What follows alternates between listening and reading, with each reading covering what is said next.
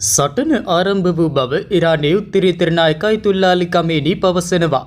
සිය එක්ස් ගිණුමෙහි සටහනක් තබමින් ඉරානයේ අධ්‍යාත්මික නායකයා සඳහන් කර සිටියේ උතුම් හයිදාර්ගේ නාමයෙන් සටන ආරම්භ වූ බවයි. හයිදාර් යනු ෂියා මුස්ලිම්වරුන් විසින් පළමු ඉමාම් සහ අනාගත වක්තෘ මොහමඩ්ගේ අනුප්‍රාප්තිකයා ලෙස සලකන අලි සඳහා බොහෝ විට භාවිත කරන නමක් වනවා. ඊරාන නායකයා ඔහුගේ ඉංග්‍රීසි භාෂාවෙන් නිවේදන නිකුත් කරනු ලබන එක්ස් ගිණුමෙහිද තවත් සටහනක් පළ කර තිබෙනවා. අපි ත්‍රස්තවාදී සියොන්වාදී පාලනයට දැඩි ප්‍රතිචාරයක් දිය යුතුයි. අපි සියොන්වාදීන්ට කිසිදු අනුකම්පාවක් පෙන්වන්නේ නැහැ. කමේනි සිය ඔහුගේ ඉංග්‍රීසි භාෂා ගිණුමේ පළ කිරීමත් සමග යාවත්කාලීන කර තිබෙනවා.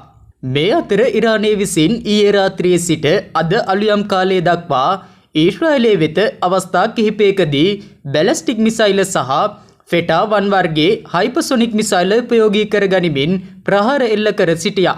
ඉරාන විප්ලවවාදී හමුදා ඒකකය කියා සිටියේ ඊශ්‍රායලයට එරෙහි ඔපරේෂන් ටීට්‍රූ ප්‍රොමිස් 3හි 11 වන ප්‍රහාර මාලාවට තමන් ෆෙටා 1 වර්ගයේ හයිපර්සොනික් මිසයිල භාවිත කළ බවත් එය ඊශ්‍රායලයේ ගුවන් ආරක්ෂක පද්ධතියේ අවසානයේ ආරම්භය ලෙස හඳුන්වන බවයි.